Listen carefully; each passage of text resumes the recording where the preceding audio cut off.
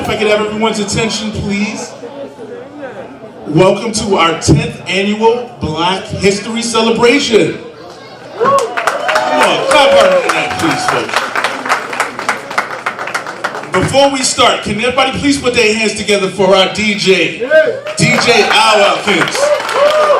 He's been doing a great job. At this time, as we start the program, once again, my name is Dakia Christmas. I am the Vice President of CBC, Chelsea Black Community. We are going to start off, as we do every year, with Lift Every Voice and Sing. So if we can have everyone's attention for this, please. Thank you very much. Lift every voice and sing, till earth and heaven ring with the harmonies of liberty.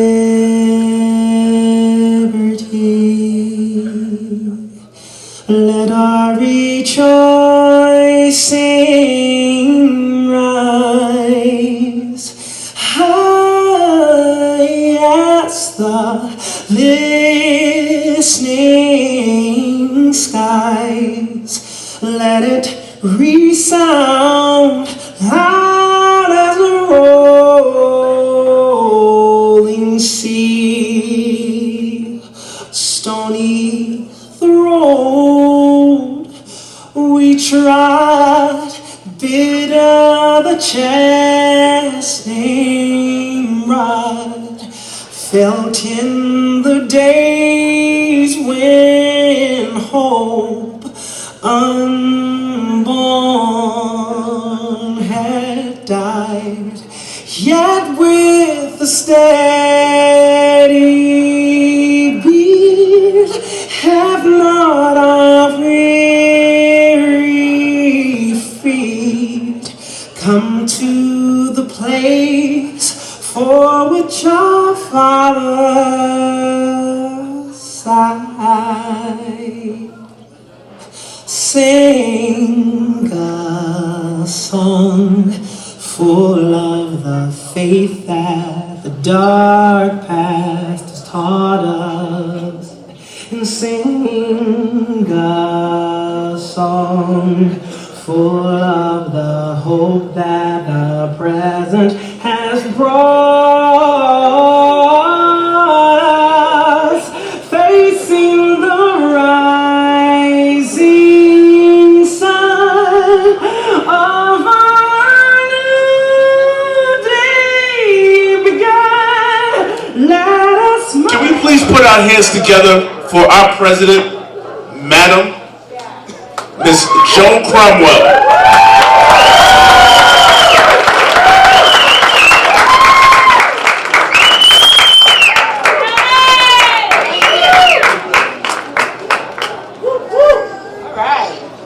All right. So before I say anything, I wanted to introduce an amazing young woman that has worked as a youth ambassador for CBC, and I love her. I love everything about her, what she carries, how she speaks, how she carries herself, and her message in life at a very young age.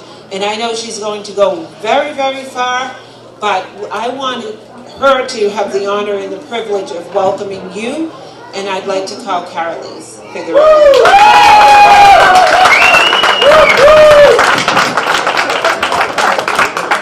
Hi everyone, and welcome to CBC's 10th Black History Month event. Sorry, I had a brain fart. I am so happy that you all are here to celebrate Black excellence and some of the Black communities that are here today. But with that said, I just want to basically state what the theme of Black History Month 2023 is, and it's usually a national theme, and that's Black resistance, and recognizing the ways in which Black people have resisted oppression, discrimination, and prejudice throughout history. So we put boards together outside that has all types of information, And it's not Black history, it's American history. It's one history. So that's what we reflect. That's what we reflect here today as a community, our history. So just welcome all of you. And we had an amazing month. We had a live performance of Be Heard on Sweet Talk at the high school, and it was a presentation and performance with singing and artistry and dance on racism, and it was very few words, but the whole audience, if I'd say probably 100 plus, understood exactly what the performance tried to portray. So that was great. We also had hear her sing her song, and that was incredible on Zoom. And it was through a young and up-and-coming director, Najee, out of the Multicultural Center in Cambridge, and that was amazing. It was the story of Coretta Scott King, and it was through song and spoken word and dance, and that was absolutely beautiful as well. And then we have our art displays going on at Chelsea Public Library, Chelsea City Hall, as well as the Broadway Gallery. But I do want to just recognize all of you, from the counselors to the senators, to residents, to my sisters, my brothers, my family, my husband, my friends, everybody. I just want to recognize you and appreciate each and every one of you for being here. And I know it's protocol to recognize, the senators and the chiefs and the businessmen and all the great people who do things every day, without blinking their eyes. So just appreciate all of you. And we're definitely here to recognize and celebrate our unsung heroes in this community, the Chelsea Trailblazers. For the past 2 years, we had to do it online, but I am so glad we're back in person. And I said I wasn't going to talk a lot, so I'm really going to wrap it up. But I do want to now introduce BMO Buchanan.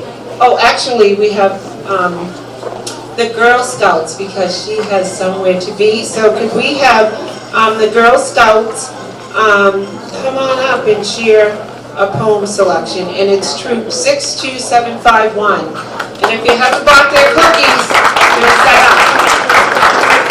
The table is set up, and the Girl Scouts have been traveling with us throughout Black History Month as well, selling their cookies. I guess we have to stay in this perimeter here.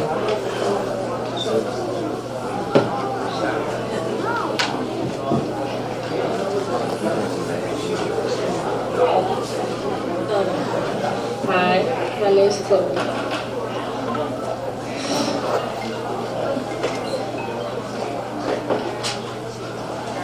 Dreams by Lindsay Hughes. Hold fast to dreams, for if dreams die, life is a broken winged bird that cannot fly. Hold fast to dreams, for when dreams go, life is a barren field filled with snow.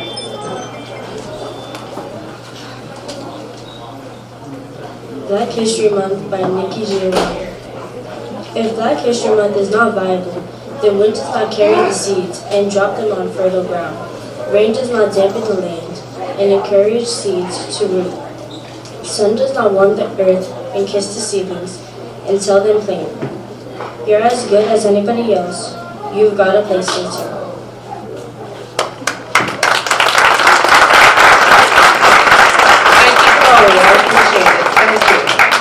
Well done.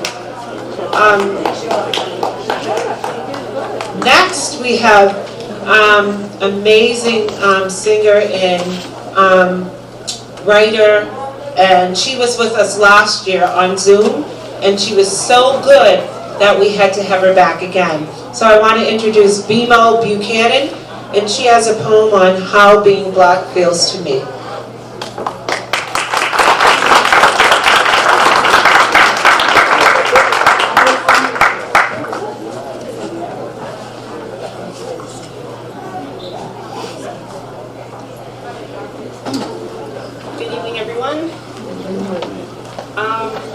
This is a poem I wrote that I felt was very dear to me.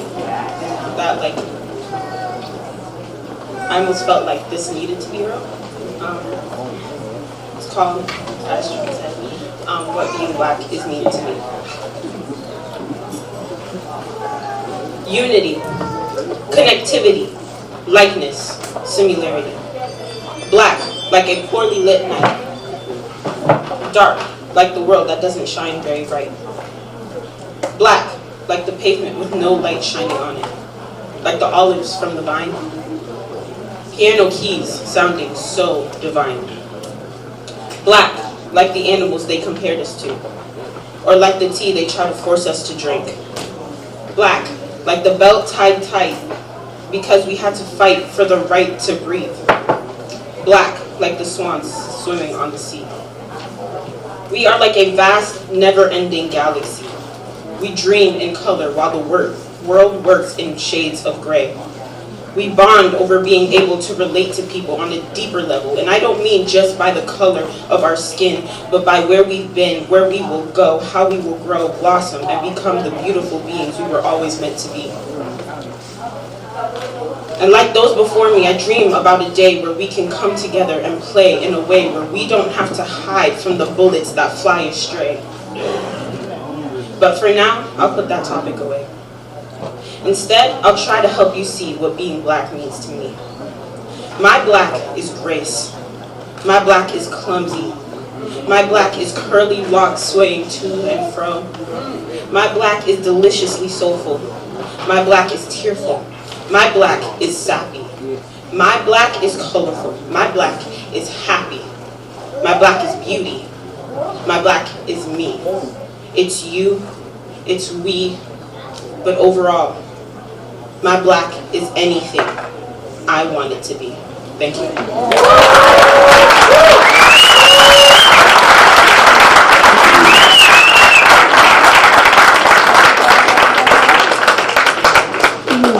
I also have a rendition of Wade in the Water that I want to sing.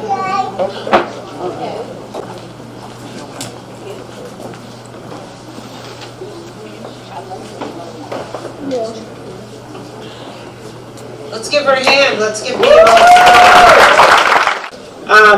all right, so now we are going to have greetings from our Sal the Pal. And our State Senator Sal Di Domenico is here to share some words. Let's give him a hand. And I know that sounds a little lax, and I should be more respectful, but Sal is our pal. I'll start over. I don't go behind podiums because I'm too sharp at podiums. So I'll stand next to the podium. But it's great to be with all of you tonight, with Joan and Chelsea Black community. That there's so much for the Chelsea community, so many great things that are happening here in this city, led by this amazing organization and led by Joan.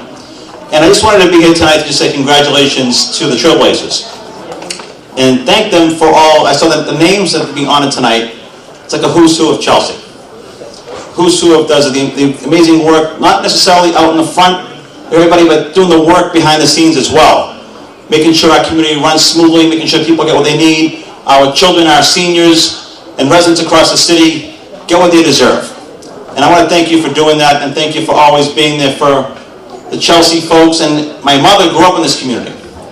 So Chelsea has a very special place in my heart. They were married at St. Rose Church. My parents were married at St. Rose Church. My mom grew up on Essex Street. The Sherliff School was where she went to elementary school. Chelsea High School. I'm not going to tell you what year because she'll be mad at me what year. But it is an amazing place. I always love coming back to Chelsea. It feels like home to me.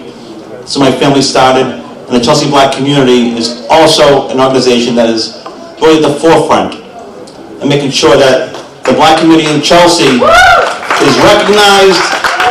People know that we're here. And understanding that the rich Black history in this community, that if we don't keep talking about, will be forgotten. And the Chelsea Black community doesn't let that happen. It has all the good things that have happened in the past be recognized and make sure that our children and our grandchildren know the rich history that the CBC has been promoting. in this community. So I want to thank you very much for all that you do. I'm proud to be a state senator, but I am more proud to be Joan's pal, Sal. So thank you very much, everyone. Have a great night. Thank you. And Sal always shows up, right? You would never know he lives in that other city, right? Because he's always here, always a phone call away, and just shows up and is just eloquent in speaking and gets up and speaks from the heart. And that's what I really appreciate about you, Sal. You speak from the heart. So thank you. We're blessed to have one of the trailblazers, Yahya, brought his amazing lifelong secret vines tea. So that's a shout out and a promo for Yahya's tea. Now I'd actually like to introduce Wayne Daly. And he is the Deputy Director for Community Engagement for the Suffolk County District Attorney. Our DA, Kevin Hayden, was going to come this evening, but he had a wake that he had to attend. So we are blessed to have Mr. Daly here to represent the DA. Thank you, President Cromwell, and to Vice President. Where's the Vice President Christmas at? My favorite time of the year. There you go, there's Christmas, my favorite time of the year back there. And to our State Senator Sal, and we also want to recognize Reverend R.J. Gordon from the office of Ayanna Presley, serving as the Deputy Director of Outreach, the Director of Outreach, the Senior Advisor of Outreach, the Man of Outreach for Congresswoman Ayanna Presley. Come on, let's give him a hand. Amen. We have, during this Black History Month, we have two ministers who serve in very important positions for two powerful offices. We switched the mic. You didn't want me to drop it? Cool. So they serve two powerful positions in the office of Congresswoman Ayanna Presley and for District Attorney Kevin R. Hayden, who are of African American descent. Amen? Come on, give a hand. Let's give a hand for that. So we have a lot of, to all the trailblazers that are here tonight and our young people. I want to give it up for our young people who are here. Where's our young people at? Come on, yeah, stand up. That's right. If you want to stand, you can stand. To our young people, and I think someone said and talked about the fact of just Black history and realizing how we overcame and achieved, and we're still doing that. We're still overcoming, we're still achieving.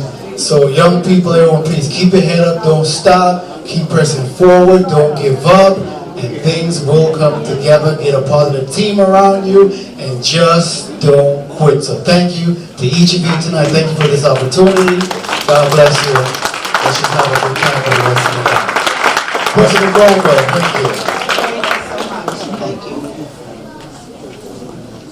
Thank you. It's always great to see brothers in the house too that represent the district attorney's office, and when you hear community engagement, that's powerful, right? From the DA and communities like Chelsea and communities of color.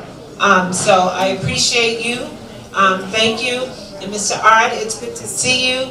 I know you are our neighbor here in our community. I hope Chelsea is doing you right, and we are proud to have you here as well on behalf of our Congresswoman Ayanna. So thank you. Thank you.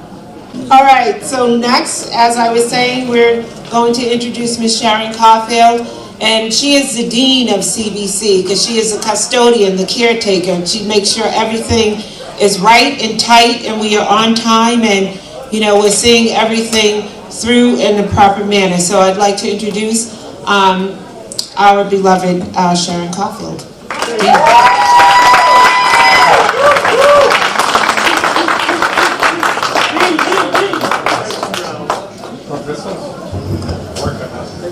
If everyone may know, we would not do any of this without Joan being there.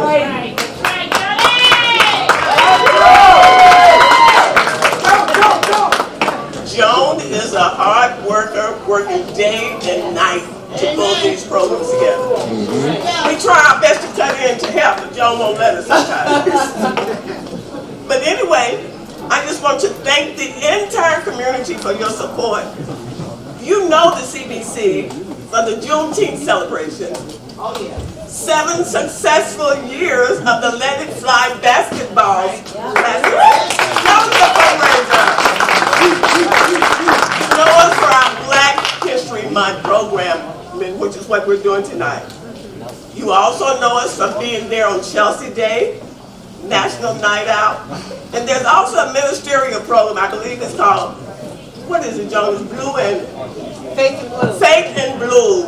We've been actively involved with Faith and Blue, which would be the ministers of the area and the police department.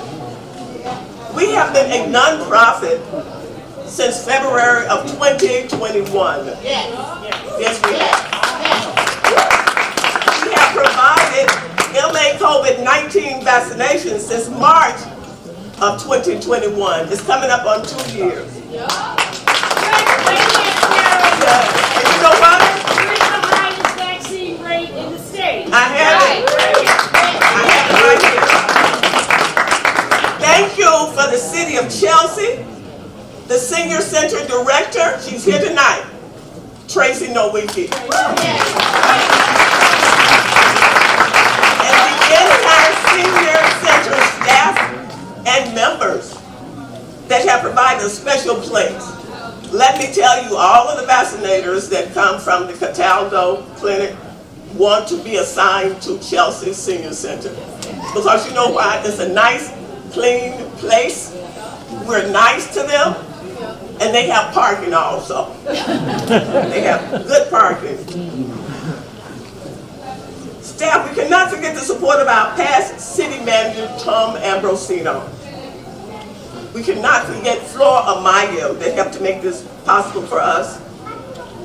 And we can also not forget Hassan. Hassan is there all of the time representing the city. And Mikey was with us for way over a year.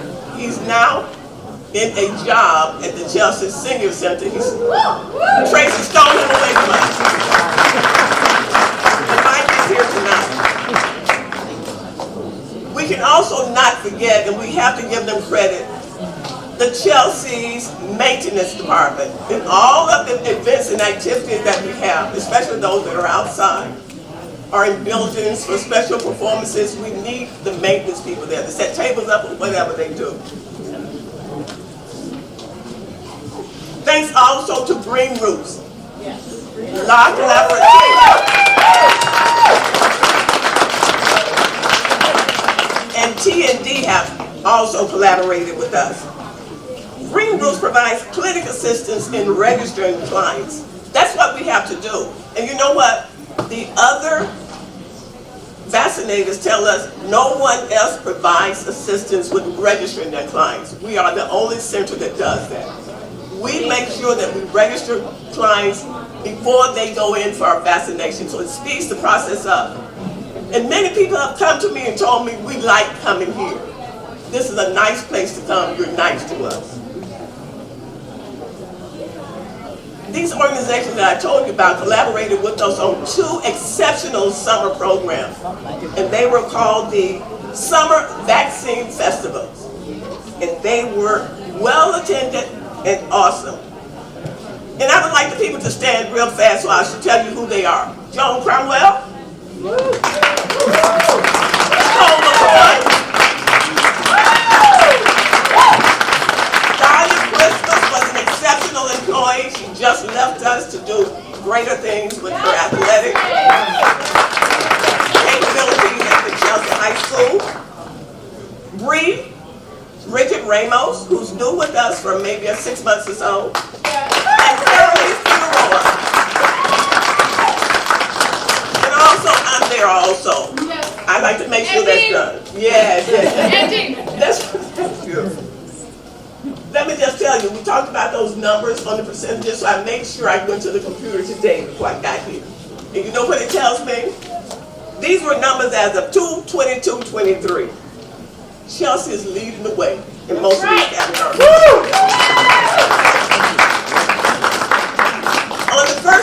may not be leading, but I bet we're high on number 2. On the 0 to 4 years old, we have 19% fully vaccinated. On the 5 to 11 years old, we have 74% vaccinated. On the 12 to 15, 95%. 16 to 19, 95%. 20 to 29, 95%. Woo! 30 to 49, 95%. 50 to 64, 95%. 65 to 74, 95%. 75 plus years old, 95%. And you know what? When I say 75 plus, we've had a few people that are over 100 to come in for vaccinations also. So let me just tell you, we wouldn't do this alone. There's also other support in the city. The Chelsea Housing Authority, CAPIC, is also provided for vaccinations. The Chelsea Public School System has provided for vaccinations. You cannot forget that. And of course, MGH and the Brighams also. So definitely let me let you know. And you know what our new venture, so much for vaccinations, our new venture is workforce development. Joan and I looked at ARPA funding, and Joan came to me and said, Sharon, what should we do? And I knew right away that I wanted to do with Joan too, workforce development. And you know what workforce development means to us? Workforce development means to us, everybody's not going to college immediately. But you know what? There are trades out there that folks can work on immediately, and they may make as much or more than college graduates. And right now, this past semester, we had 17 students enrolled. I believe they're all from Chelsea, Joe. They were enrolled in, let's see the courses they were enrolled in. They were enrolled in electricity. They were enrolled in HVACR, that's heating, ventilation, air conditioning, refrigeration. They were enrolled in plumbing. And we're just trying to make sure that they are successful, because if they are successful, they'll do well in life. So our goal is that we make this program grow. We are just hopeful that we will get the funding to continue supporting and making these opportunities available for our Chelsea residents. And they do not have to be young people. You can be any age to be in this program. But we'll make sure the announcements go out when those programs are available and you can sign up. And also, this is a little note on the side. The $75 gift certificates are still available at the Chelsea Senior Center. If you are eligible for any vaccination, first, second, third, or the booster, that's right. If you have not had your new booster, and the new booster would have been September 5th and on. But prior to that, if you had a booster and no booster after that, you're eligible also. We're open Saturday, Sunday, 10 a.m. to 5 p.m. Please come on out for your $75 gift certificate. And that's it. That's it. So next we have our REACH program. And REACH comes every year, several times a year, whether it be Juneteenth and, donating artwork for Black History Month, but also performing at this celebration. And I want to introduce the director of the REACH program, Yanita Alalo, and she will take you and introduce the students. Hi everyone, how we doing? Happy Black History Month. So before the kids come up, well y'all ain't kids, y'all are grown. Before they come up and do their thing, I wanted to read a poem. And I wrote this poem in inspiration of Nikki Giovanni and Tupac. They wrote The Rose That Grew From Concrete, and I wrote The Rose That Grew From Concrete, so here it goes.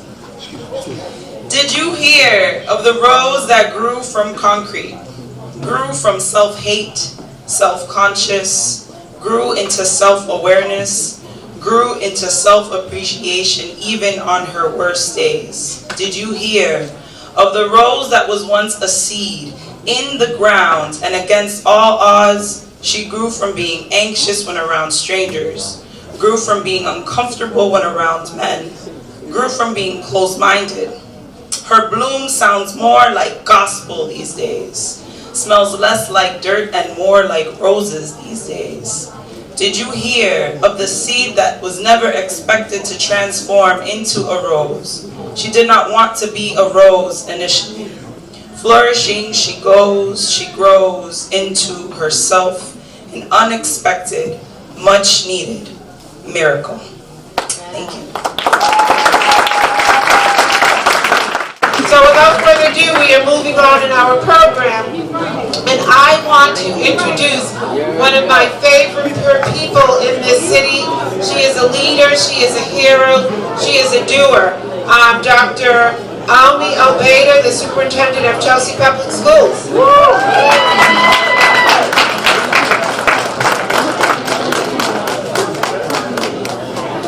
thank you. It's so great to be here. First of all, I just want to say thank you to everyone for being here tonight. And the cafeteria was something that we redid several years ago, and I'm just so glad that we can share it with our community. So just want to thank everyone who supported the redoing of our cafeteria. So I'm just excited that we can share it here. But the real reason why I'm here is I get to introduce our guest speaker. And so I was like, Aaron, what do I say about you? And I pulled his bio and he just looked at me like, Doc, you don't know me. You have to speak from your heart. So Dr. Jennings is really special. I met Dr. Jennings over 6 years ago when he was a student at Harvard and getting his doctorate, and he impressed me so much that I said, hey, can I have your business card? Because one of these days I would love to work with you. I didn't know in what capacity. I had no idea. I just knew that I was going to someday work with Dr. Jennings.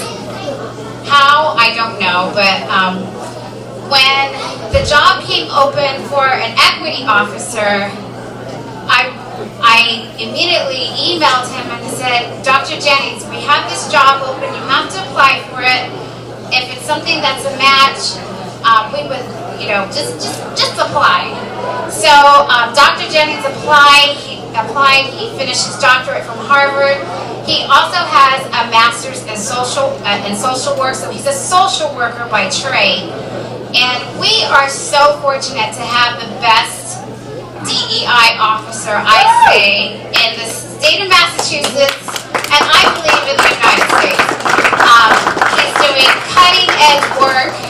Our work is well known, our equity work is well known, and I know it's because he's leading, and I just couldn't have a better diversity and inclusion and equity officer. I'm so blessed that I get to work with him every single day.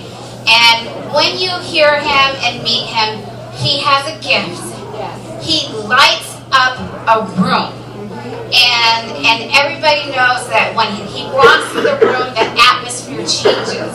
And it's because he loves people. So we are so fortunate. So Dr. Jennings, my friend, my colleague, I'm so proud to welcome him. Thank you. Good evening, beautiful people. Good evening, beautiful people. Good evening, beautiful people. Now, I do know there are a number of Spanish speakers in this room, so I didn't hear, my Spanish back to me. So, for those who speak Spanish, I want to hear you say good morning. Good morning. No. Good evening, beautiful people. I love it. One thing that I love about Chelsea is the fact that last year I was in the high school. I helped create our Black Students Unite and our Latinx Students Unite student groups. And for our Black Students Unite student group, we had our first meeting, we had about 30 students. and one of my students said, "Hey, Dr. J, can we share our heritage?" And yes, I believe in student leadership. And as the students began to share their heritage, they were Black in Honduras, they were Black in Puerto Rican, they were Afro, Latino, Afro. I mean, it was just so beautiful. And I was actually the only African American in the circle.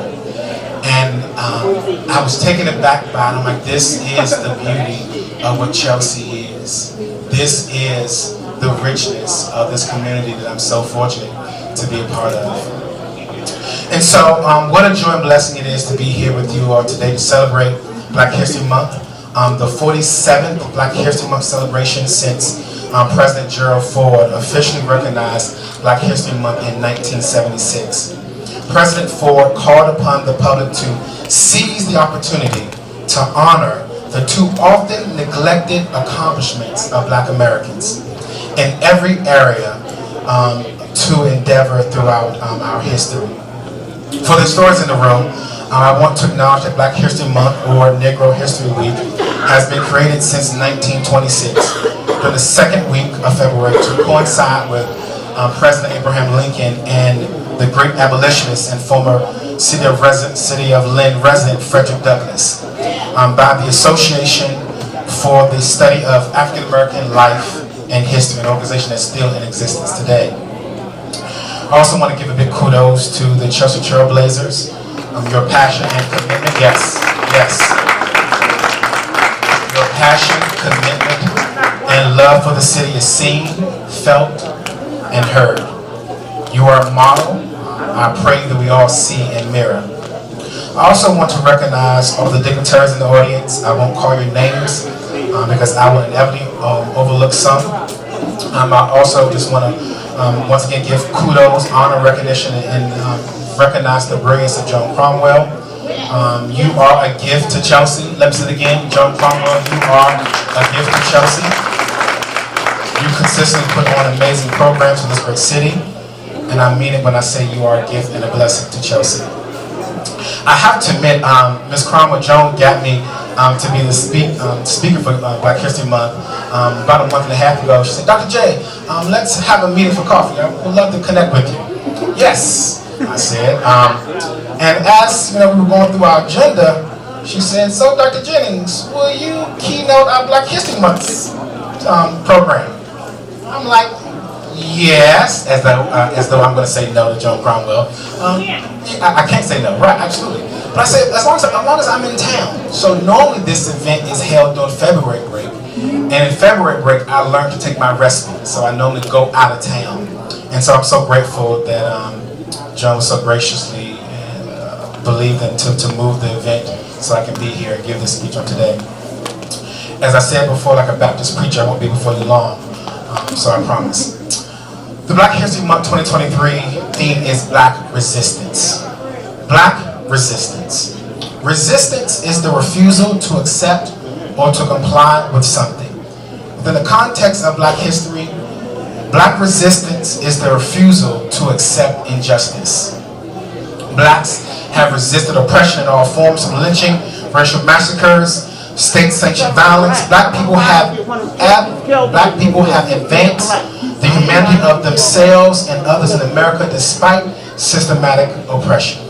The Civil Rights era was defined by sit-ins, bus boycotts, walkout strikes for justice in all areas of society, from employment to education to housing. Black people, yes, Black people, in the large umbrella that consists of Black people, inclusive umbrella, have had to consistently push these United States of America to live up to its ideas of freedom, liberty, and justice for all. Black people have nurtured and protected Black lives, their physical and intellectual bodies through armed resistance, voluntary immigration, nonviolence, education, literature, sports, media, legislation, and politics. Black-led institutions and affiliations have lobbied, litigated, legislated, protected, and achieved great success. I want to share with you some of these successes. But for the sake of time,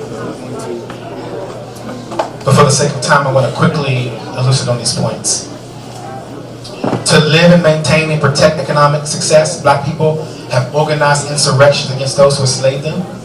Memphis in 1892, Rosewood in 1923, and New Orleans in 1900. Black faith institutions have provided space to organize resistant efforts, inspire participation, and offer sanctuaries in calamities. Black medical professors have established nursing schools, hospitals, and clinics in order to provide space for black people to get quality health care. Black entrepreneurs have established business for economic and financial independence.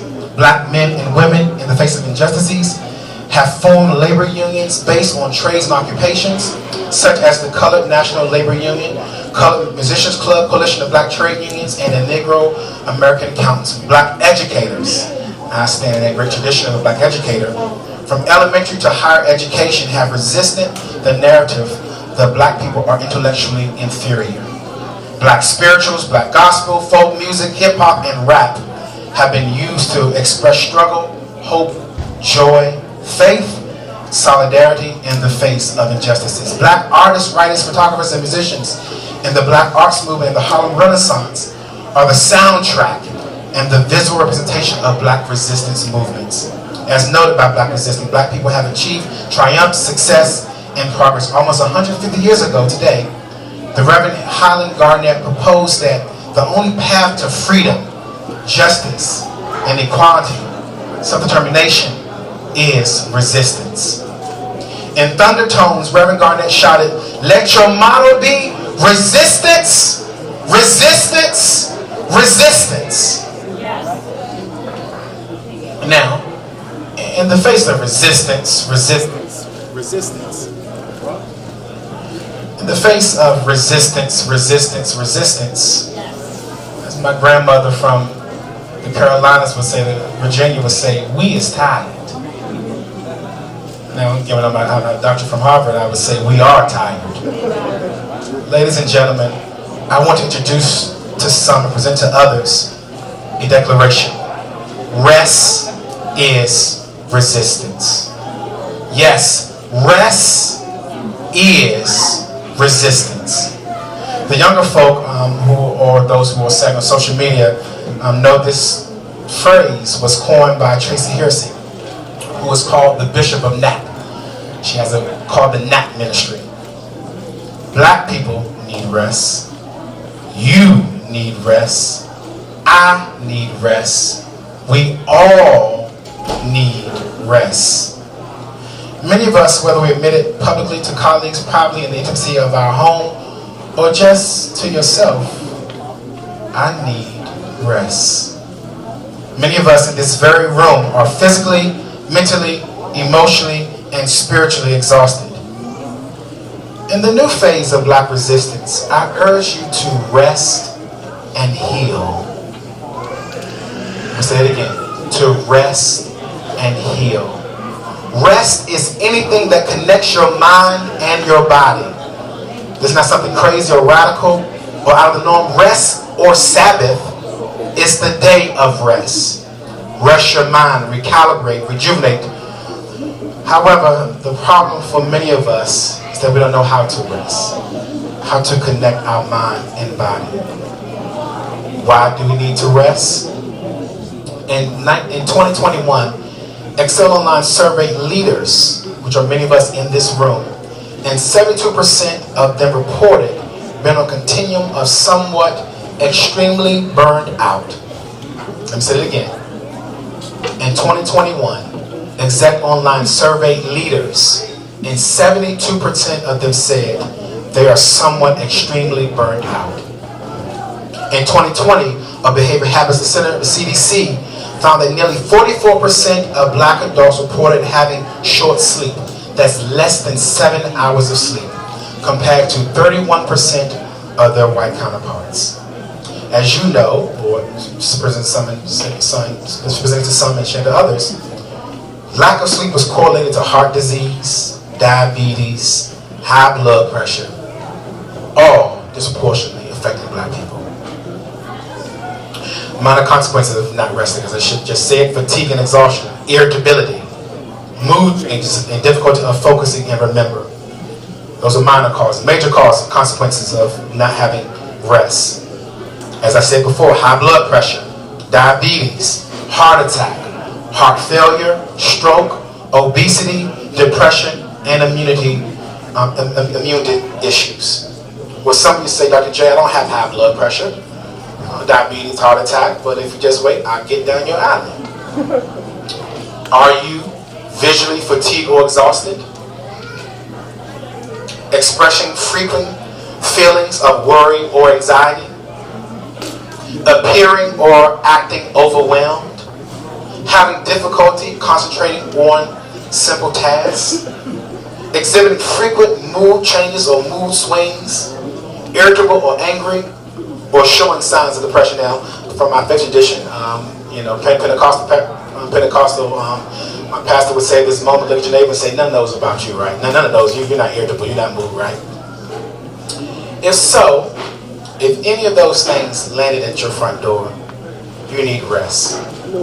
And no longer to adhere to grind culture, which has normalized pushing our bodies to the brink of destruction.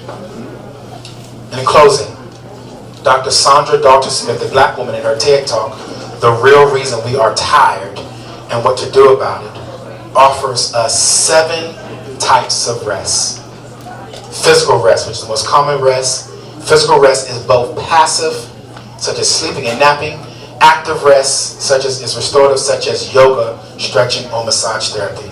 Mental rest is simply the type of rest that allows your brain to slow down. This can be done by taking short breaks. Sensory rest, simply put, getting off of technology, getting out of loud noises.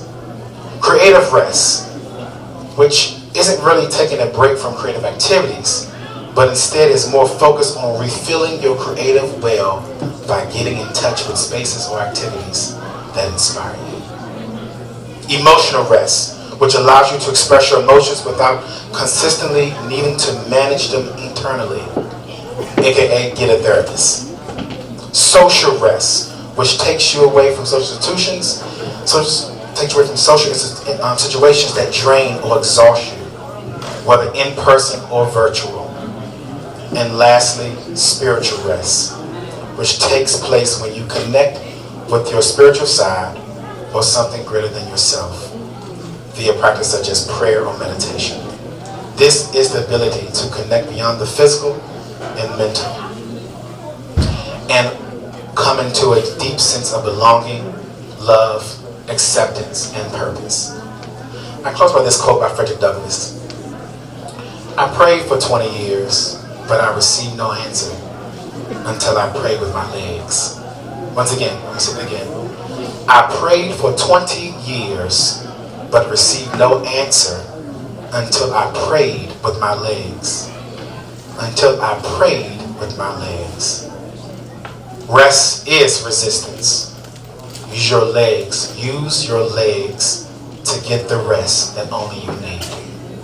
Rest is resistance. Thank you.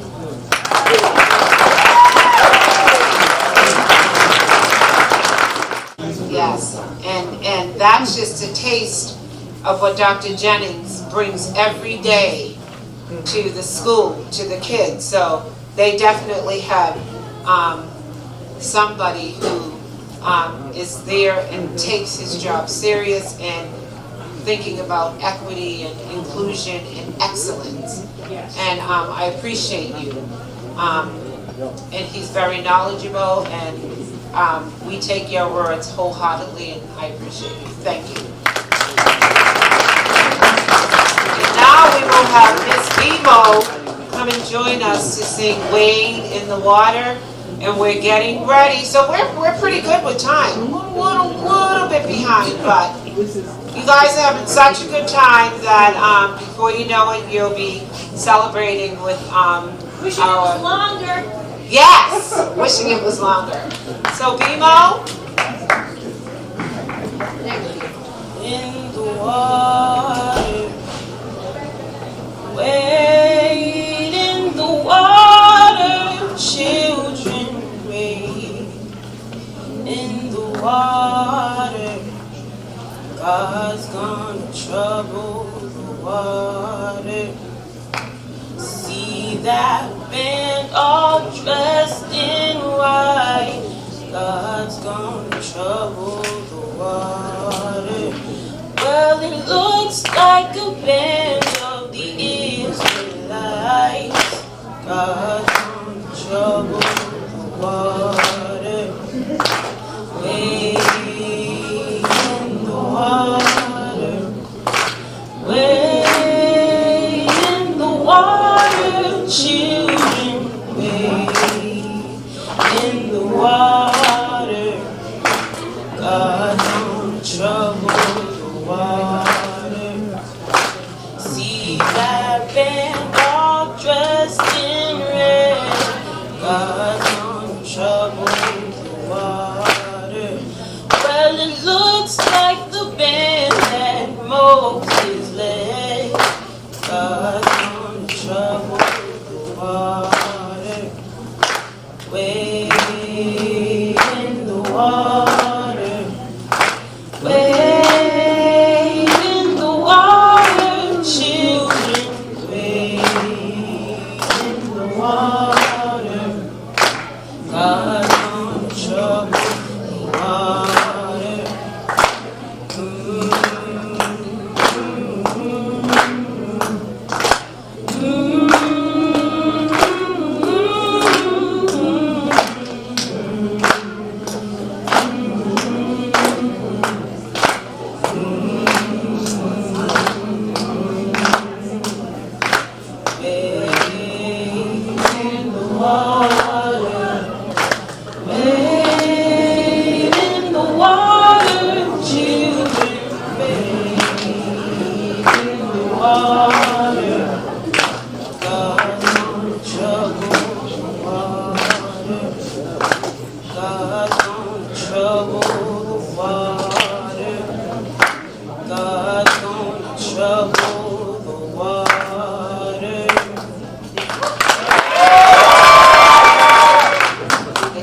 BMO is amazing.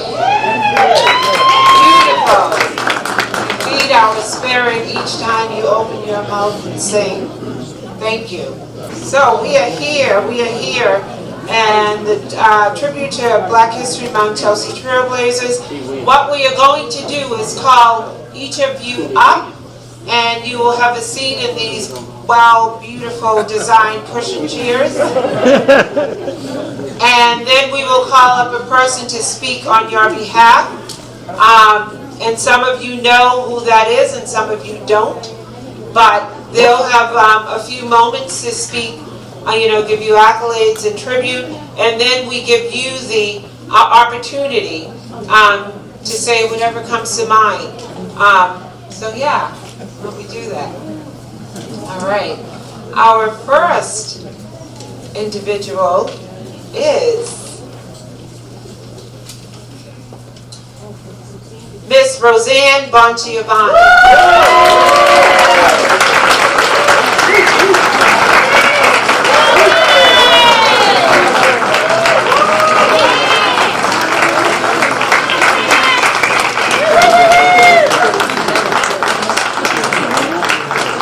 So full disclosure, I love Rosie. And I appreciate Rosie, and I'm any seat you want. That's fine. Always to the left. So the Trailblazers are supposed to be sitting in the front tables there, but says 1,000 words that they're not, right? So they're amongst their crowd, and they're chatting and having a good time, and they're not where the tables were reserved. So definitely appreciate Rosie. They wouldn't sit down. No, it's true. And we'd also like to call up Miss Maria Belen. She's going to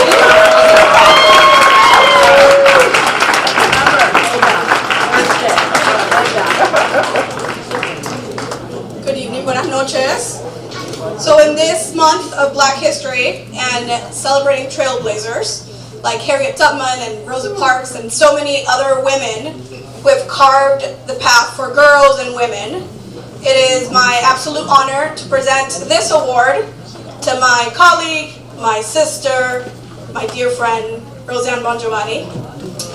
As an Italian-American daughter of immigrants and a first-generation immigrant from your dad's side, Rosie has really and continues to represent a lived commitment to racial justice through environmental justice. For over 10 years, it has been my privilege to work with her, to learn from her, and to grow in this work together. Rosie has dedicated her entire life to the people of Chelsea. Rosie has organized, fought, and won some of the most amazing campaigns and victories for the city of Chelsea. From stopping ethanol trains and a power plant, to creating parks, gardens, an urban farm, and open space, and now leading the fight to take waterfront property off the market and in the hands of Chelsea residents.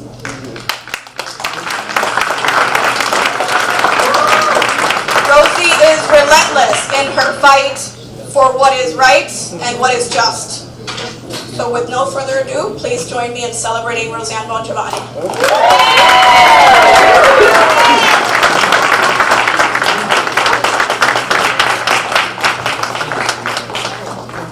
Perfect. Rosie, come on up. I know you have something to say. And is Sal, my pal, still here? Oh, perfect. Please, Sal, come and be a part of this ceremony as well.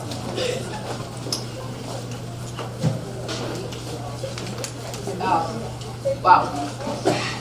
It's not often that I don't have words to say, but I have to say that this is really the honor of a lifetime. Being recognized by the Chelsea Black community means so much to me, and I have learned so much from these amazing women and leaders in the Chelsea Black community, from Joan, Rochelle, and Celeste, and Dean Caulfield, and so many others who will be up here next to me. I look to you as leaders in the community, but I look to you as friends, ladies who I love, and I look up to so much. And I just want to thank you for continuing to fight so hard, not only for the Black community in Chelsea, but for everybody in Chelsea. And you are an inspiration, and I'm so honored to be here today. Thank you.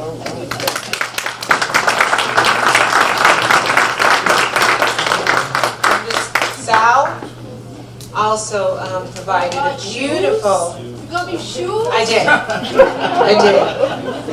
No more shoes.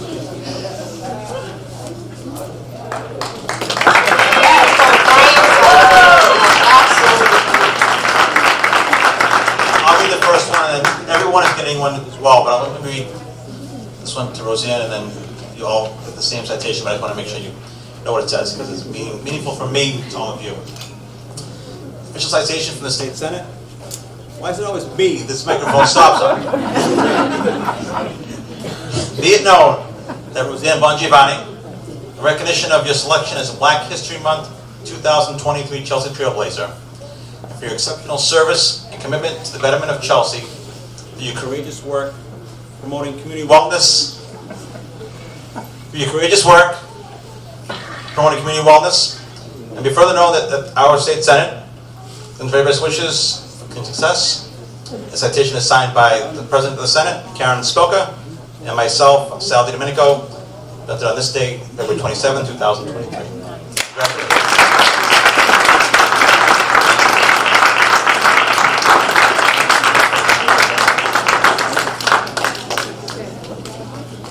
Thank you. Please have your lovely, comfortable seat. Thank you very much, Roseanne. Thank you very much, Sal.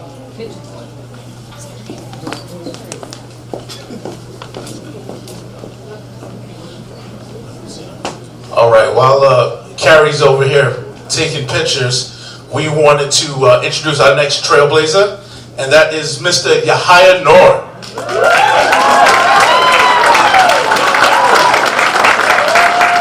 My friend, your friend, restaurateur, Healthy Chelsea, makes a very, very good tea, family man. He serves on community boards. He's been feeding our community with the taste of Africa. Came to Chelsea as an immigrant and brought with him a sense of investing in community. That comes from his own upbringing. He has a gift to provide service to our community in soul-fulfilling manner. And that's what's we need to break the hustle and bustle that we program with. Yahaya, if we can have you, did Carrie take your picture yet? Did he give you that whole thing? Because I know that you're so happy that you heard my voice introduce you, but I have someone even better. We all love her. If we could please have Ms. Councilwoman, Ms. Damali, up to the stage, please, to give this man his proper due. Yeah, it wasn't just Roseanne. You gotta sit here and hear all the best accolades. I'm only gonna do a little minuscule part of what Ms. Damali's gonna do. Ms. Councilwoman, oh, okay, all right, okay, all right. Yahaya once took one of my Damali political signs and covered the DA with SO, so it's spelled out Somali, to represent his beloved country, Somalia. He's very proud to claim where he's from, and he's also proud to share his culture with others through proverbs, customs, and food. Needing to flee his home country due to civil war, he and his family lived in a refugee camp in Kenya for several years before settling in the United States. And if you ever hear him talk about the story, he shares it with a smile on his face. Because Yahaya is of the spirit that turns struggle into opportunities and is light even in the darkness.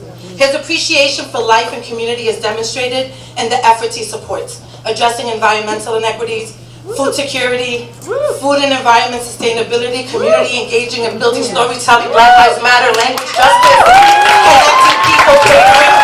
If it's rooted in community, Yahaya is already there. And he's an open book. Success for him means nothing if he's not bringing others along for the journey. From East Africa to the 02150, Yahaya has blazed a trail that creates space for others to collaborate and follow simply by staying true to his values of love and community. His restaurant, named Tawakal, is Arabic and it means to rely on. Much as Yahaya relied upon community during the hardest times of his life, he lives to show up for others the same way. If you have frequented the infamous Tawakal Cafe, you would have seen the message that reads, "If you know anyone that needs help or is hungry, please don't hesitate to let us know." Because in Yahaya's world, no one goes hungry so long as he has a kitchen. During the pandemic, he shut down his family restaurant and under his leadership, continued working to deliver 5,000 meals per week to people in need. This is a man that talks the talk and walks the walk because he's been on the other side, but in Yahaya's world, there is no side. Because when you normalize reliance on each other in community, there's always reciprocity, compassion, and love. But above all this, Yahaya is a father. As a friend, I've had the honor of witnessing him in his dad capacity of Baba. Behind closed doors to his children, Zacharias, Hassam, Ibrahim, Sarah, and Amira. I've seen his softness as a dad in tying his daughter's hair, teaching his children the value of entrepreneurship, or encouraging their charisma or artistic abilities. Baba is stern, Baba is loving, he is honest, he's fair, but most of all, Baba is present. Whether you know him through Healthy Chelsea, Green Roots, East Boston Farm Stand, the Chamber of Commerce, as a host at Tawakal Cafe, as your neighboring community, he is always the same. Cool, calm, and a collected community man. As the trails he blazes remain illuminated, leading the way for future generations to follow, I'm grateful for the chance to stop and acknowledge his humble leadership. He embodies love, community, and I know a few more deserving of this award than son, refugee, business owner, brother, community man, uncle, interpreter, father, and for me, a dear, dear friend, our beloved community trailblazer, Yahaya Noor.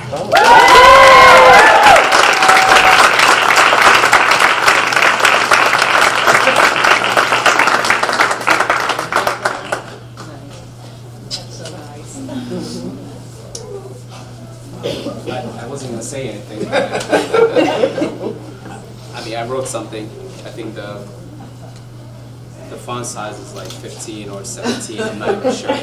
So I'm just going to read it off for, I'm going to just read what I read. I mean, what I wrote.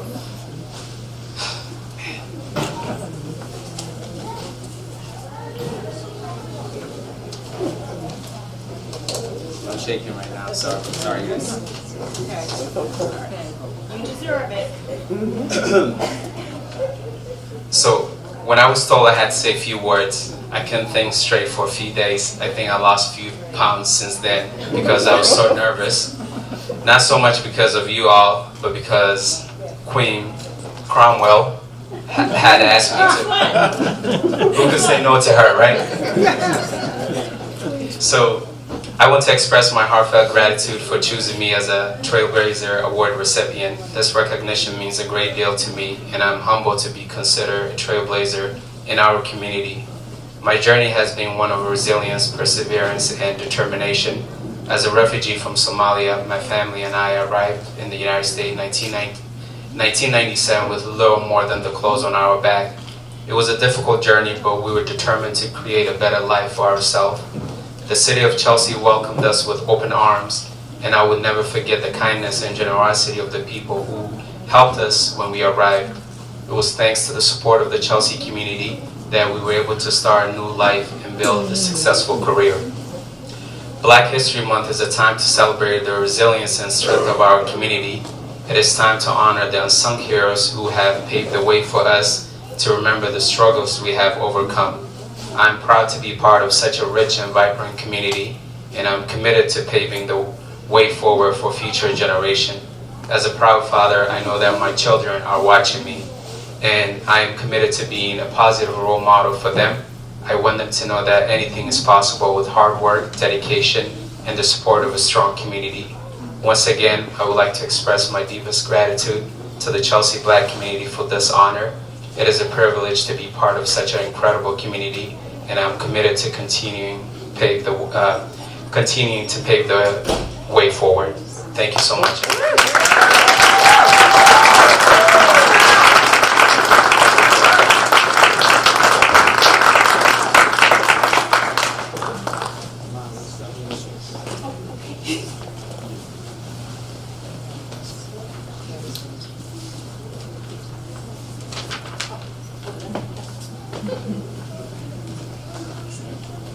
Perfect. And I just assumed all of you know what a Trailblazer is, a Chelsea Trailblazer Award. All of these individuals, and for the past, I'd say almost 7 years, we've been honoring individuals who are unsung heroes who pave a path for others to follow, right? So they're clearing the brushes and the woods and the poop and everything, anything that's on that trail, they're clearing it and making it easier for others to follow. And that's how we stand on the shoulders of folks that have paved paths for us. So, you know, it's just an amazing recognition, and it's an honorable one, and it's all about community. So I appreciate you, Yahaya, as well as Rosie Girl. Thank you. Our next trailblazer is Stacy Smith.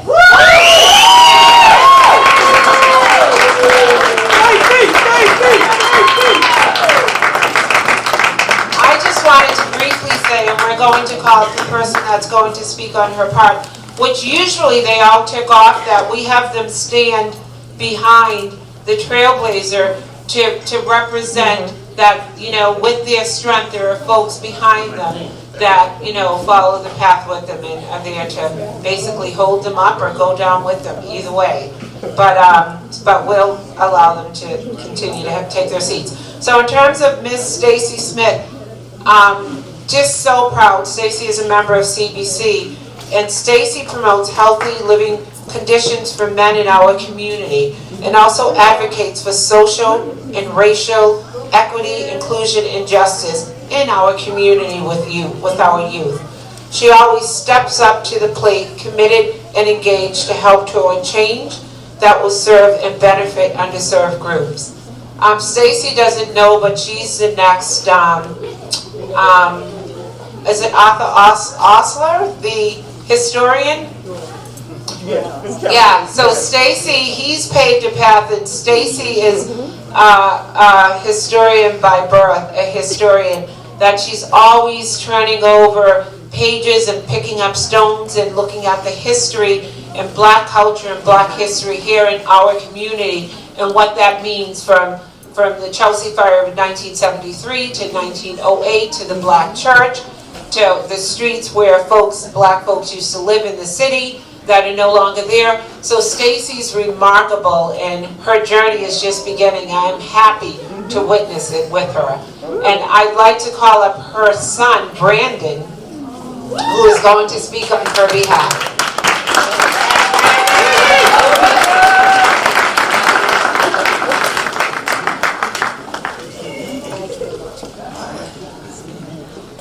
Stacy Smith was born and raised in Chelsea, Mass, and she is a mother of 4, me included, 2 Chelsea High School graduates and 2 middle school students who attend Excel Academy in Chelsea. And she is also the grandmother of 3 beautiful blessings. Yet she still finds the time to be a voluntary advocate and seek out services in her community. Her determination, drive, and inclusiveness, fairness, transparency, and accountability is her guiding force.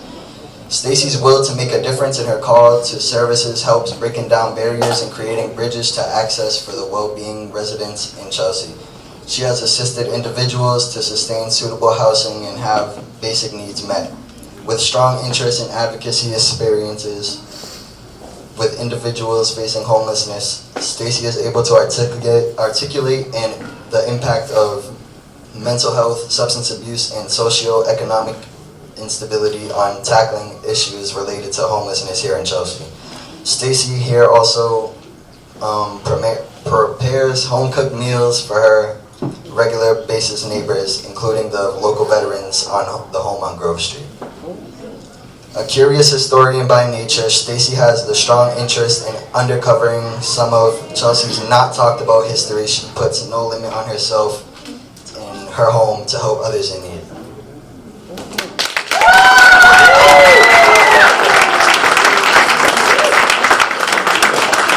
Here is Stacy Smith. Thank you, everybody. I didn't really prepare a speech because I could go on and on. As everybody said for me, that I like to uncover truths, and my goal in the community is to continue to build the bridge between community and government and local agencies so that we can have more diversity and equity for everyone, for all. I want to humbly accept this award. I don't necessarily feel privileged to the award because some of the other great trailblazers, and that's just me, but I will. Thank you, and I am definitely just getting started with my work in the community, and I will continue to strive for better days for everybody here in Chelsea. Thank you all so much.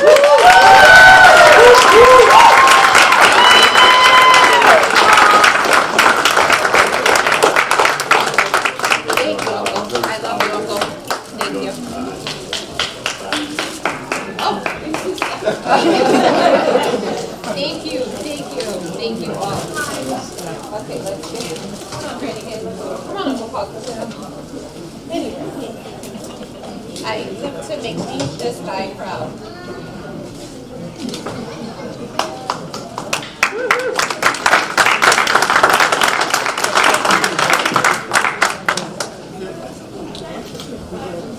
All right, now, as Stacy's taking her picture, we want to go to the next trailblazer, and that'll be Miss Deborah Washington. All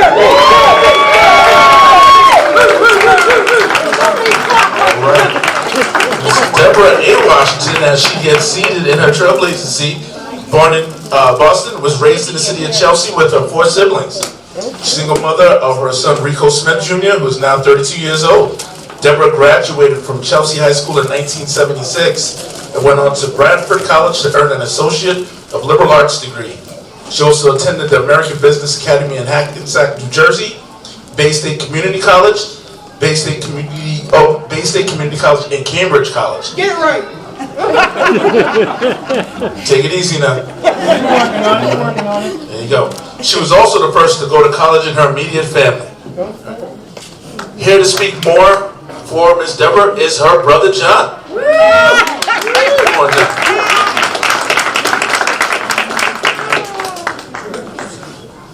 Thank you. Before I start, I just want to say, Deborah, congratulations on the path that you're living right now. In general, it is Black History Month. I kind of got set up doing this because I was not preparing to say anything tonight. Just sit down, eat some food, and walk out the door like everybody else. But besides the point, to the future, the past, and the present, trailblazers, please stand up. That means everybody should be standing up right now. Everybody in this building should be standing up. If you're black, white, Puerto Rican, does not make a difference. Please stand up.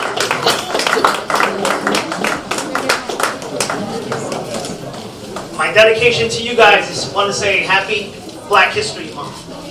You all deserve to be here. There's a reason why we're here tonight. One, we're all the same color. We bleed the same color. We walk the same path. If we don't make a change, no one's not going to make a change. So on that behalf, we're all winners tonight. We're all trailblazers in many different ways, especially the young generation that don't understand. Stand up. Be proud of who you are. God bless. Thank you very much for this moment. Appreciate it. Clap it up.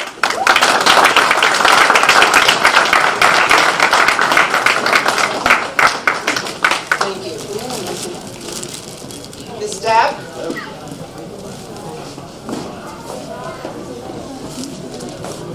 Thank you. Brendan.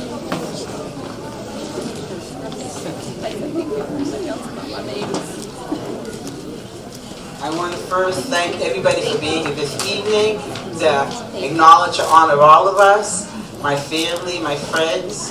I didn't even know I was going to have my brother speak on my behalf, and so it sort of threw me off, and I thought that he was going to talk about how I'm always bossing him around through the years and doing what, having him do things he didn't want to do, come from his older sister, so you know how as a sibling, how our younger siblings look up to us, and how they always have issues with how we think.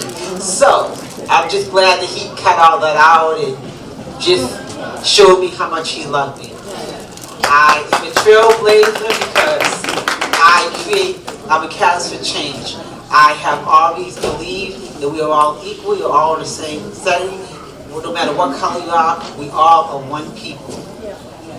From the moment that I stepped out into politics as the first black woman and only woman of color to serve on the Chelsea School Committee, my mission was to diversify the school system, so that students could have a voice. I went on to City Council as the first black woman on the City Council, and yet the only one for all you black young women out there waiting for you to step into those positions and show some black leadership out there. It is your time. We are passing our baton on to you. So, young people, get out there, do the best you can in life, fight for whatever you want, don't let people hold you back, scare you down. When someone says no, you say yes and do it. Because the fight is continuing. We pass the baton on to the next generation, and we are behind you 100%. And I just want to say thank you to the CBC. I'm not only a member, but I'm also a co-founder, and we work as one united body with one voice. We are the voice of the community. Thank you.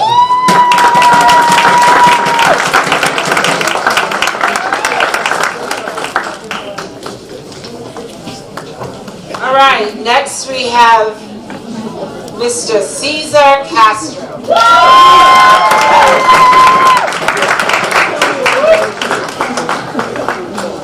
So I am going to speak on behalf of Cesar Castro, who is everything to me, right? Is just such a true definition of a unsung hero and a trailblazer. Cesar was born in this community. Cesar went through the public schools. Cesar continues to be in this community. He's the head coach for Chelsea High School basketball team. He is sponsor, co-sponsor, or co-owner, co-founder of Let It Fly Classic Basketball, who just has given over $100,000 to date in scholarships and just putting together an amazing tournament every year for the past 7 years. We're going on our 8th year. And Cesar is just, from CYBL, and here he is, the high school basketball coach, went to school in Maine and came back to his community. And Caesar truly has paved a path for each and every one of his basketball players on his team, because this is what it means. It means it's important to see brothers of color, men of color that continue to give back and stay invested with the youth. So I, along with my son Kyle, who would have been here tonight to honor Caesar, but he's in South Africa. And Caesar is everything to me, to Kyle, to the community, to his players that show up. They all came this evening for their coach. And Caesar's a blessing to our community. Thank you.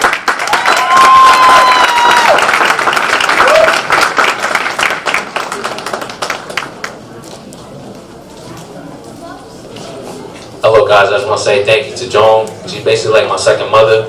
I've been running around her house since I was probably like 12 years old, always asking for that mac and cheese. But yeah, I'll be nothing without them, and especially Kyle, that's my brother, and with Let It Fly. I'll be nothing without them. I consider us like the big three, and coaching, my players still would have been here, but teenage kids, they only got a short attention span, especially in practice. Can't remember the plays to this day. But I just want to say thank you guys, and I'm always going to give back to my community. I love Chelsea, born and raised in Chelsea, and I'm always stay Chelsea.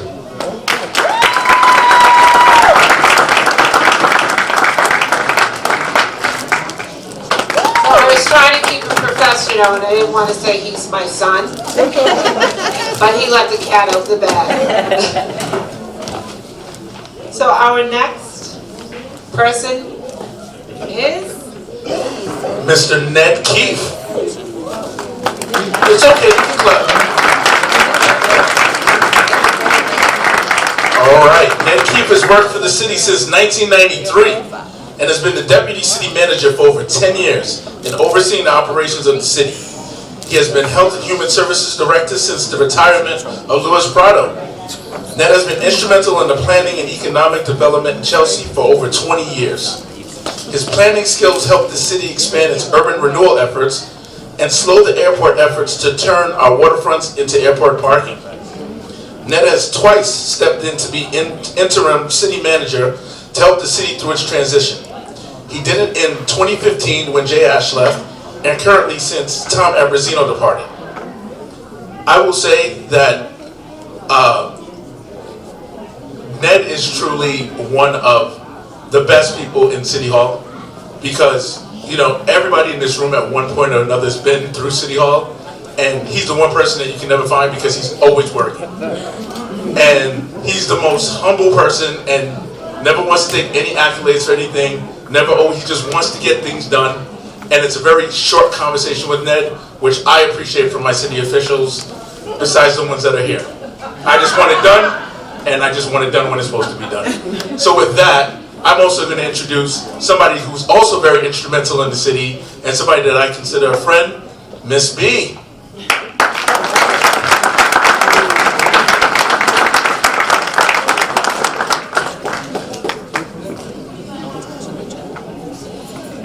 Ned Keefe, a name probably many of you have never heard of, but make no mistake, over the past 30 years, this man has been an engine behind Chelsea's development. It is my honor and pleasure to tell you about our acting director right now, our acting city manager, Ned Keefe, who's also my supervisor and a friend. Ned Keefe began again, I'm going to reiterate what Dakia just said, but he's been, in 30 years, he has been working in the Department of Planning and Development and rose to be a director. And in years to follow, Ned was appointed deputy city manager and held that position for over a decade and worked closely with two city managers who greatly valued his opinion and sought his advice. When those city managers departed, Ned stepped up twice. And currently, he's the acting city manager during the searches for a new leader. Ned Keefe has dedicated his life's work to public service in Chelsea, helping to make the city a better place to live for its residents. He has directly and indirectly been involved in hundreds and hundreds of projects and initiatives that have improved the lives of people of Chelsea and improved the stature of Chelsea as a well-managed city in the region and beyond. The hallmark of Ned's effectiveness as a leader is his keen ability to listen attentively to others. He makes a point to get to know people and work with them, his colleagues, and more broadly, anyone he's working with on a project or initiative. He takes time to care about each and every project. He listens and observes carefully. He considers alternatives logically and thoughtfully, and he makes decisions with integrity, without bias, based on facts, and he sees details that are often missed. And he is committed to growth and community welfare, short-term and long-term. Ned Keefe's leadership has been so effective because he is smart and humble and kind, a creative problem solver, a versatile thinker, and a skilled communicator. There is no one more respected, more appreciated, and more deserving of the Chelsea Black community's Chelsea Trailblazers recognition than Ned Keefe. And I would like, he is not here tonight because he's probably working in City Hall, I would like you all to stand and applaud Ned Keefe.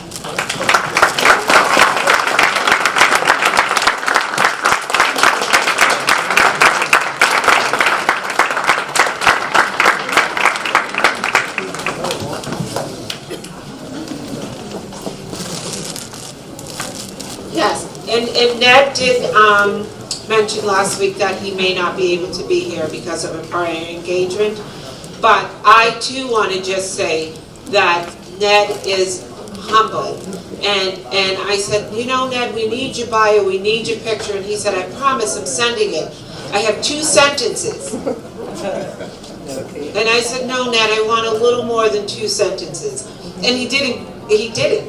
So he just was just so taken aback and is not that guy. And that's why since 1993, you don't see Ned.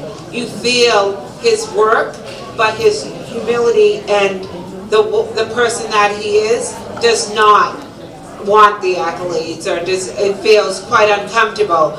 But I was reflecting on that, and I just said, you know what, in life we deserve to be celebrated. So whoever you are, from that baby to that senior person, you deserve to be celebrated in life. And I too was on it some weeks ago and said, for what? Why me? This is crazy. And then I went home and it felt good, you know? So I just want to keep spreading that everybody deserves to be celebrated, right? Todos merecen cuidado especial. That means everybody deserves special care, but also everyone deserves to be celebrated. But so we miss Mr. Ned tonight. We love him, we appreciate him, and we understand. So congratulations to Ned. Our last, and we like, what do they say? You save the last. But not least. Save the best for last. You saved the best for last. And Miss Grace. Miss Grace McKinney.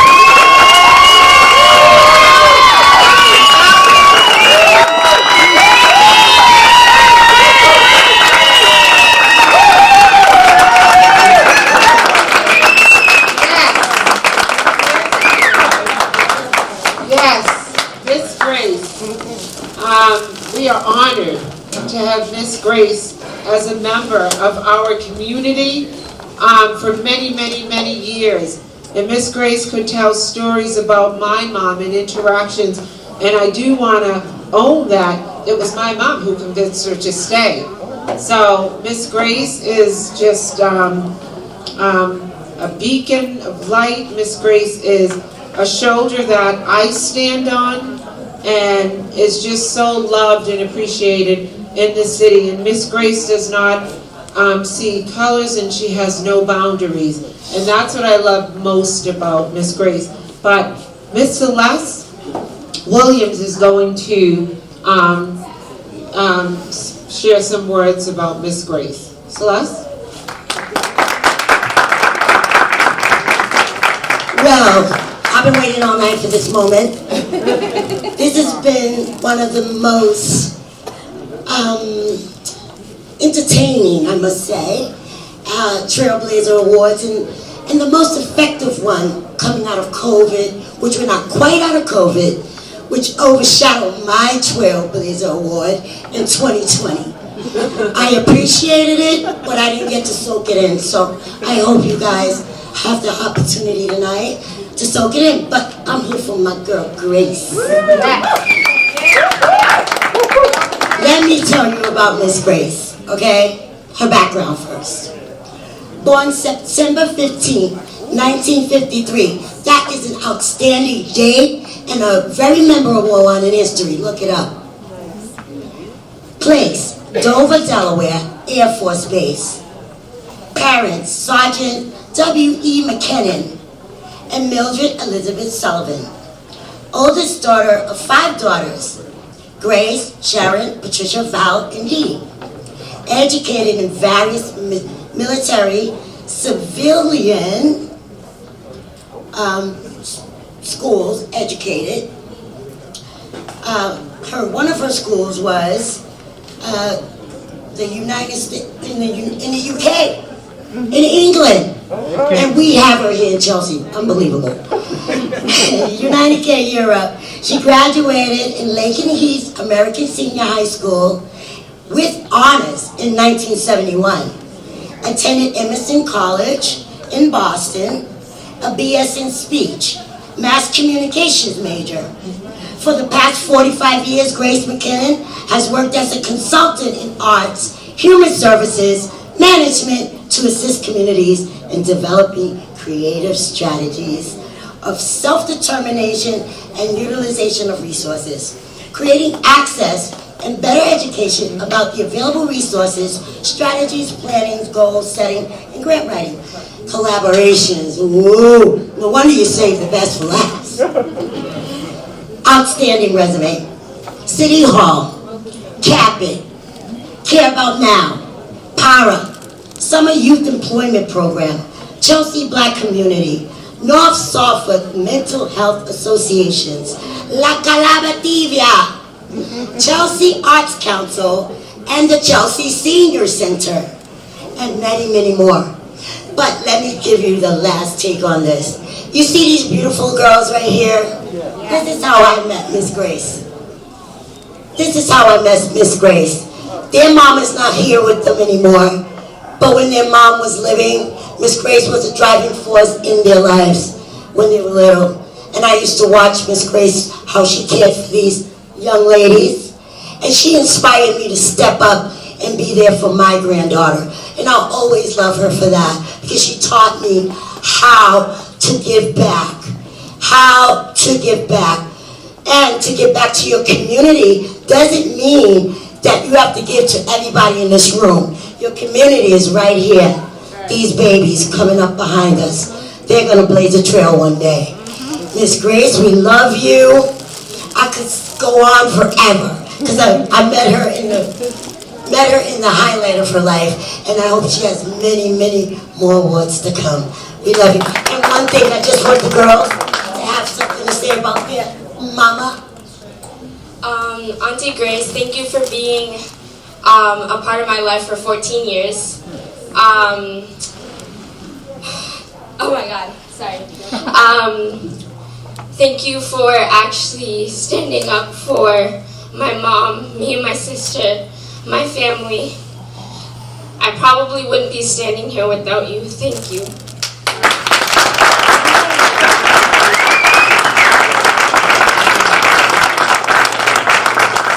Miss Grace, come on up. Well,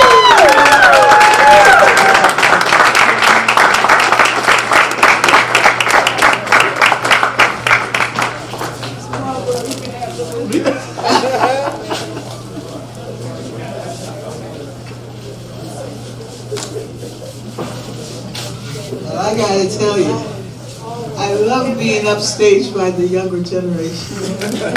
That is a phenomenal gift, Lita. I would never, ever be able to explain to people. I was a speech teacher, And I know that public speaking is the #1 fear for most people in this world. So I am so glad that I'm winning the war. Creating new voices. The goal is to help communities find their own voices, and I believe in the power of one. Okay, one person, one word, one moment can change the course of the river. Yes. And one of the funny things that Celeste demonstrated is that enthusiasm is contagious. And when I came to Chelsea, I was in college in Boston. I got off in Bellingham Square after everybody tried to steal the little pocketbook. Remember the little pocketbook? Yeah. And they used to laugh at us because I'm thinking, that's nasty. Maybe I should kick it, you know. I just like wanted to clean it up or something. And then I got a clue. People clued me. And one of the first people to clue me was Maria Figueroa. Now, for those of you who don't know Maria Figueroa, she is the unofficial mayor of Chelsea. She has been in control of developing the Latino community, the relationships. She has brought over, she was one of the original Latino families to come in 1940s, and she has assisted everybody else that came after. Literally, because of Maria Figueroa, I was introduced to Tito's Bakery. And if you know Tito's was the center of the universe, and Brothers Restaurant. And by inviting me, I was a stranger in a strange land, knew nothing and nobody. By inviting me to that location, and the generosity of Tito Avellaneda, introducing me to his children, and trusting me to work with his children. I had all the Avellaneda boys, every last one of them. They went through summer camp, after school daycare, etc. But that is what the other families replicated. You only need one to give you a place at the table. And once one family started, another family started, and I had the opportunity to interview some of the most courageous, resilient people I have ever seen. I have lived in war zones. We have been the army of occupation, and I was a little black girl in Germany, you know. And I'm thinking, well, what are we doing here? You know, what is it to be the army of occupation? You know, what is this America they keep talking about? This is in the 1960s now. My father was a black man in uniform. And he's standing here defending this concept called America, where he's disrespected in his profession. He's disrespected by his race, okay? And I don't get it. Why does he take his family through all these changes? And why are these other country boys, you know, and who are drafted into service or volunteered into service, what are they doing here? So I was not convinced, okay, that America was a real thing, because they weren't living true. That's all my 10-year-old brain got out of this story.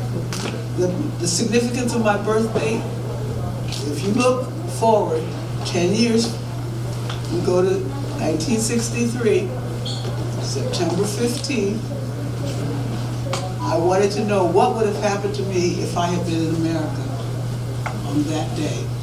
And that was a Sunday. So on the Monday, the Armed Forces Network had the Stars and Stripes newspaper. And I went running to see what would have happened to me. My parents brought in the groceries. It's a military payday, by the way, 15. So I'm waiting, and I look at the front page, and I literally blanked out. That was the bombing of the little black girls in Birmingham. So for me, all the way over in Germany, what I got is that America would have killed me.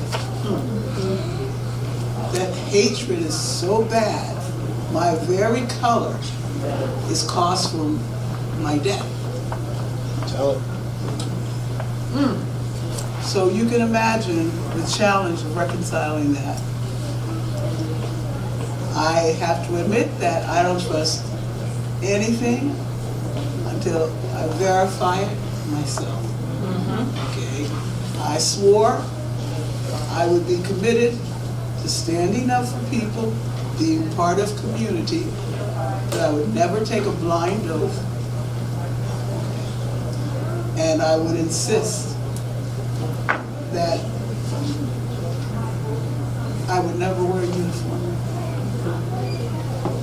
So what I discovered when I came back from being outside of the United States from the time I was 9 to 18, I was going back and forth between the United States, United Kingdom, in Europe, Deep South, all over the place. What I learned is that America was a destination that I needed to find and explore. Even though I'm a citizen, even though I've been born there. And when I came to Chelsea, I said, this is it. This is the microcosm where I need to plant my seeds and figure out what is this America people are talking about and what are people defending. And God bless you, Chelsea. You did a phenomenal job of welcoming a stranger. And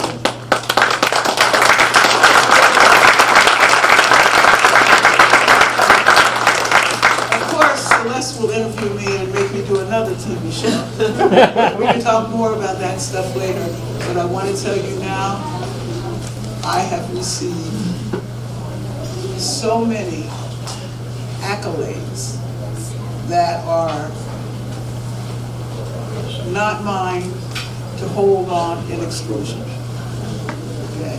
Without the permission and participation, the consent of the community of Chelsea, trailblazing would not have been possible.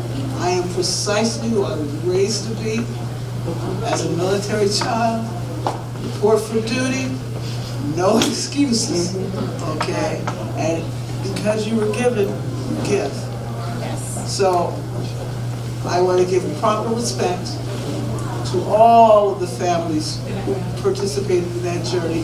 And if you hear your name or your clan's name, because God knows there's too many of them, okay, stand. If you are part of the Cox clan, okay, Liz Cox, Mary,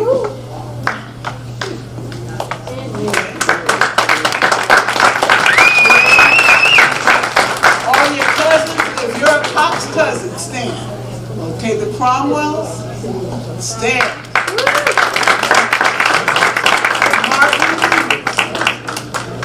The Umarov, my Chesterfield neighbors. Okay? What's your name? Washington. I'm sorry. Caulfield. Okay. If you were ever part of Care About Now, if you were part of Pilot, if you went to the Chelsea Citywide Special Summer Program, if Sue Clark was ever one of your mentors, they laid tracks that created this opportunity, and I have waited 45 years to see if all the seeds that we planted would take. Okay, where's my baby Roy? Roy Avellaneda. He was here. When the Recuperos, when I walk into City Hall and I can see the leadership is little Frankie Toro running the VA, okay? When I go down to Capic and it's Michelle Cromwell's name up there. When I go and CBC and I heard you, Stacy. No, I know more about this community than people know, okay? I don't talk about it, but she's doing the work I did when I came here. Thank you. By seeing the community author its own story. She shows the greatest respect for her heritage.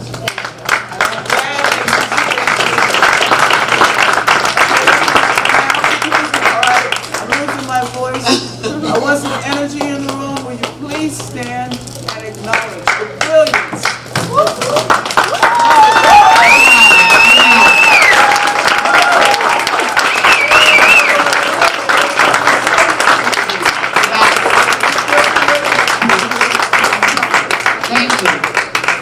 Thank you, Ms. Grace. And you can head over to Senator Sal over here. I told you we saved the best for last, but hold on. 1 second. We just have a song to play in honor of the Trailblazers.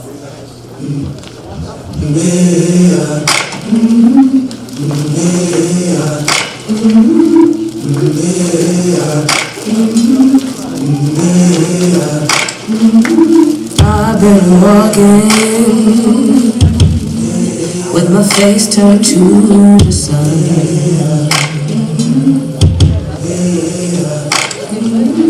Weight on my shoulders,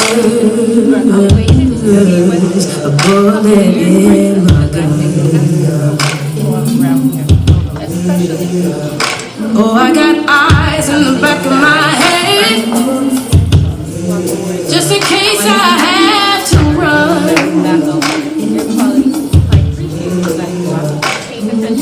I do what I can when I can for my people. While the clouds roll back and the stars fill the night, that's when I'm gonna stand up, take my people with me. Together we are going to a brand new home, far across the river. Can you hear freedom calling me to answer? Gonna keep on keeping on. I can feel it in my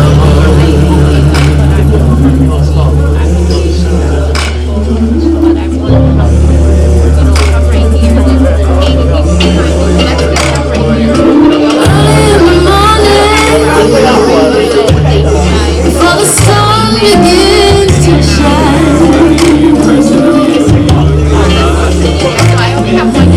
gonna start moving towards that separating line.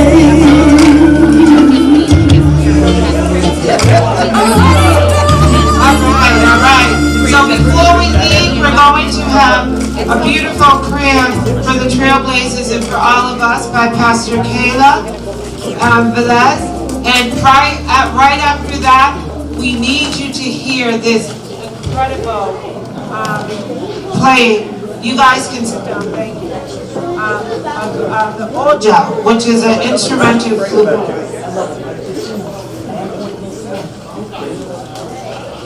What a wonderful night. Let's take this moment, wherever you are standing, if we can close our eyes and thank God. There are some words that stayed in my heart. I think Aaron said them. Rest is resistance.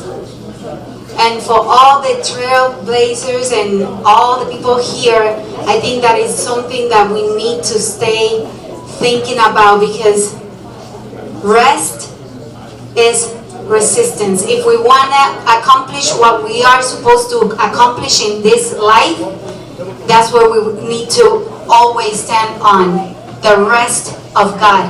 If we rely on Him, He will give us the strength to accomplish what we need to accomplish. Amen? So let's just pray. Father God, we thank you for this night. We thank you for every person that came to this place to recognize these wonderful people that had made a path for those generations that are coming behind us. Thank you for the knowledge, the wisdom, the strength, all the ideas that they have come with, and that make them all continue doing what they're supposed to be doing in this life, Father God, so that they can give us all the ideas for the rest of the people that are coming behind them.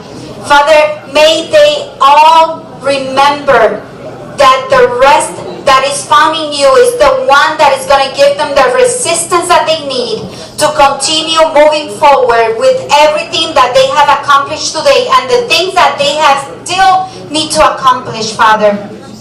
I ask you tonight, Father, that us all can think of the ways that we can make a path for our future generations. We all have a purpose. We all have something that you have assigned inside our hearts to make it happen in our lifetime. Father, make us all be aware of that. Make us all be aware that you had put that inside us so we can make it happen. Father, that in everything that we do, in everything that we accomplish, we recognize that you are the one that gives us the strength. You are the one that gives us the abilities, the knowledge to do the things that we do. In the name of Jesus, we pray all these things and we thank you from the bottom of our hearts. Amen. Amen. Amen. Thank you, Pastor Kayla. Thank you. So we are going to close, but we want you to hear this incredible, talented man here who's going to share an instrumental flute called the Oja, and he is from the Igbo from Nigeria.